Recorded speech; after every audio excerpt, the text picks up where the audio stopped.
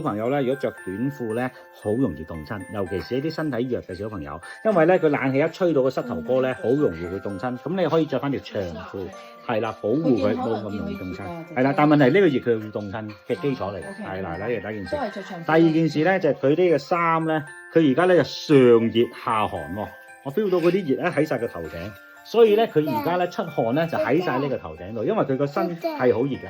呢個你睇佢又玩又成日呱呱叫係咪？你第一件事，第二件事啦，佢呢個透熱嘅衫唔夠透熱，透熱得差，你要買啲係涼爽型嘅衫俾佢，即係嗰啲運動型、運動散氣型嘅衫，因為呢啲衫咧係焗住個身，佢就會啲熱咧好似個火爐咁樣焗住嗰個頭度，咁你就會呢度會出汗啦。第三咧，佢個毛囊咧，佢個汗腺身體裡面嘅事啊。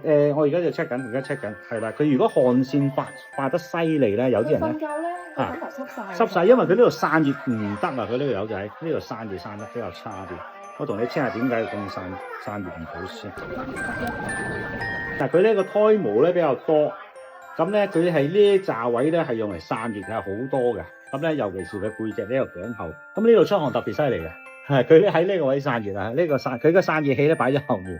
咁呢個咁係容易出，因為咧成人咧係譬如架底啊，譬如係其他嘅腳啊出汗，但係咧小朋友咧佢有唔同嘅地方出汗嘅，咁佢咁啱喺呢個位比較犀利啲，係啦。咁佢有鼻敏感呢排差咗少少，揸住。佢呢幾日差咗。幫我揸住呢度 hold 住，擺邊度啊？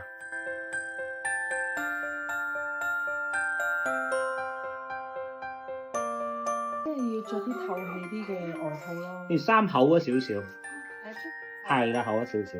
佢而家就係厚衫配短腳，佢所以嗰個平衡失咗，係啦，嗰個平衡失咗。呢件衫咧應該係要天時凍嗰時候着，但係咧佢唔着咧又凍喎，所以咧而家呢個情況好敏感啊佢。